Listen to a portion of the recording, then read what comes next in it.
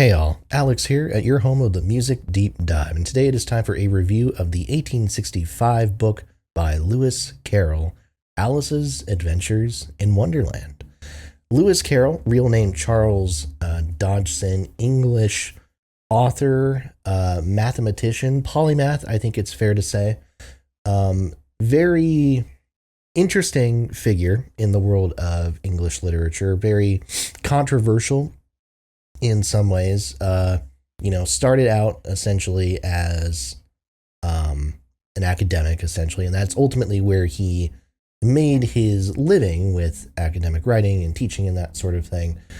And the literature piece really seems to have become a central part of his life, not by accident, but I think certainly not in a way that was intended.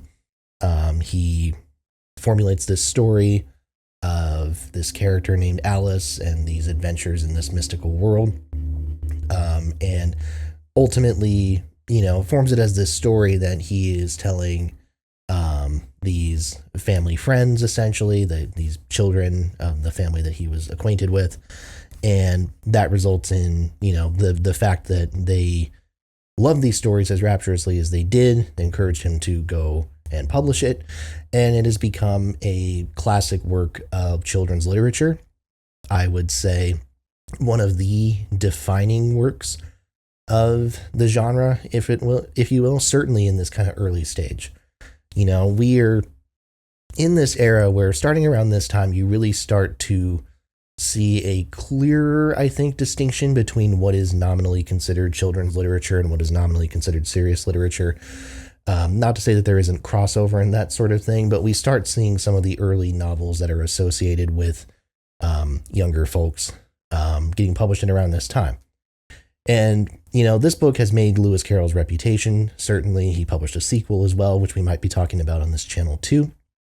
And, you have to acknowledge the creepy parts, I suppose, about Lewis Carroll. The fact that he was an avid photographer and took a lot of photographs of younger children in particular, and that a number of them were of pictures of children who were in the nude. And that has resulted in a huge debate about whether or not he was a pedophile. We're not necessarily going to ever know with any sort of conclusive proof one way or the other how he felt, whether his feelings were of a certain nature or what have you. But we're not here to kind of parse that piece of it out. Rather, what I want to just talk about is the actual work just kind of on its face. Because while you can't, I'm a big believer in that you cannot separate a piece of work, a piece of art, from the context of how it was made. And certainly I think there is always going to be this level of questioning and uneasiness, I think, that associates the Alice books. But it's not to the point where it ever feels like the content of the books, I think, steers away from anything that makes me feel genuinely uncomfortable. It's just a work that is lost completely and immersively in this world that it has created. Those of you who are familiar with the Disney film will understand a lot of the main kind of characters and ideas that are formulated in this work. Not necessarily how they are used per se. The Disney film does take a number of liberties with it, of course, but a lot of the main characters, like the White Rabbit, like the Caterpillar, like the Cheshire Cat, the Queen of Hearts, that sort of thing. All of these characters are evident in this book, and they appear. And the absurdity of the world, in hindsight, when you think back to the Disney film, which I bring up because that's probably most people's first encountering with this story, it really kind of proves just how effectively they were able to visualize and present this world on in the world of animation, I suppose. It's a fantastic bit of world building, I think. And it's world building without even really trying, I think, is kind of the wild part. This is so completely absurdist. Like every piece of this book is completely and utterly just uh, wild. There's no other way to put it. Um, and that stems from the prose itself.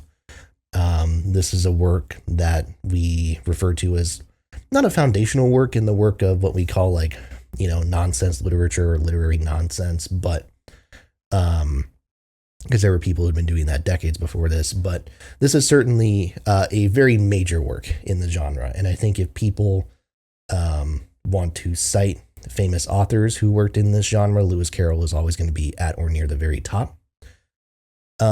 Just love the wordplay. I love a good bit of wordplay in a book, and I think that this thing just has so much fun with double meanings and misunderstandings and just kind of absurd twists of logic and rhetoric and things like that it's all easy to follow.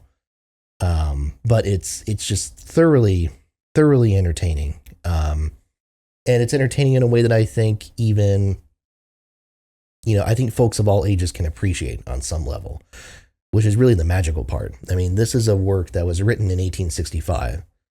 And yet, I think if you were to show this to like a 10-year-old child today, you can have your conversations about attention spans or what have you, but I think they would get a kick out of it. There's this sort of like, again, absurdist, almost like ADHD sense of, narrative construction here and how things just kind of jump away from scenario to scenario. Like it is built for the mind of a child. And the writing proves that, the settings prove that, all the wacky little scenarios that the main character gets involved in. There's no sense of stakes here. Let's not pretend that there really is. I think even those who aren't familiar with the story will understand the fact that, ultimately this is just all kind of a dream type of scenario.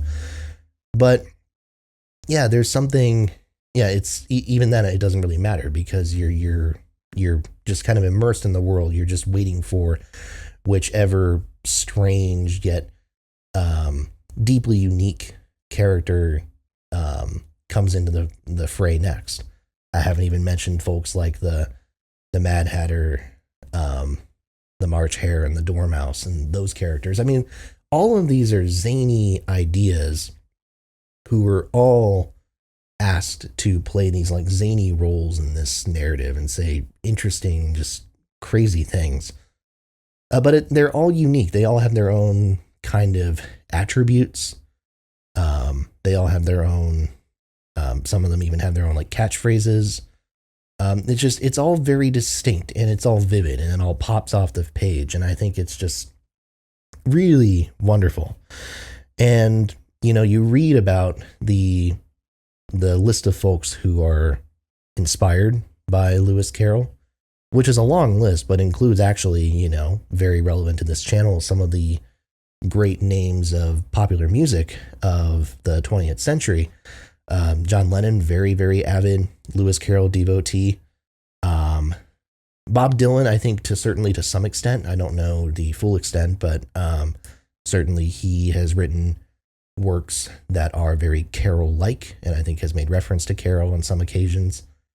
Just, that idea, the idea really of like psychedelia, if you think about it, and the imagery that we associate with it is deeply connected, whether directly or just by coincidence, to the types of things that we see in this book. And that link between a, drug-induced hallucination, if you want to call it that, and this sort of vivid world, which from what I understand anyways, was not created with the assistance of hallucinogens. That linkage is so interesting. And I think it speaks to the appeal of psychedelics and the psychedelic experience and how it manages to help people connect to that sense of like wonder, that sense of randomness and unpredictability that we experience as children. And that's, I mean, as much as like a tangent as I know that point is, I think it's something to be said, and it's something to emphasize as far as like what this work's long-term influence is and what it has been. And I don't know. I mean, you have to give it its flowers. And I went into it not necessarily knowing what to expect, and I came away thoroughly entertained. Again, this is a work for children, but don't let that steer you away from it either. I think adults, both then and now, arguably especially now, I think we'll get an absolute kick out of this. I think this is a lot of fun. It's an incredibly easy read. I read it in a single evening. And yeah, I think after walking away, you're going to look at the Alice films really a little bit differently. It's just a lot of fun, really great stuff. I really liked it, and I highly recommend it. Very interested as well to read some of Carroll's other works to see how they compare to this one. But again, the freshness, the ideas here, just really cool stuff, really worth checking out. With that, I want to say thank you all so much for watching. Please make sure to like, comment, and subscribe. As always, more reviews are to come. Make sure to hit that bell for notifications and tell a friend as well. Thanks a lot. And I will see you next time right here at your home of the Music Deep Dive.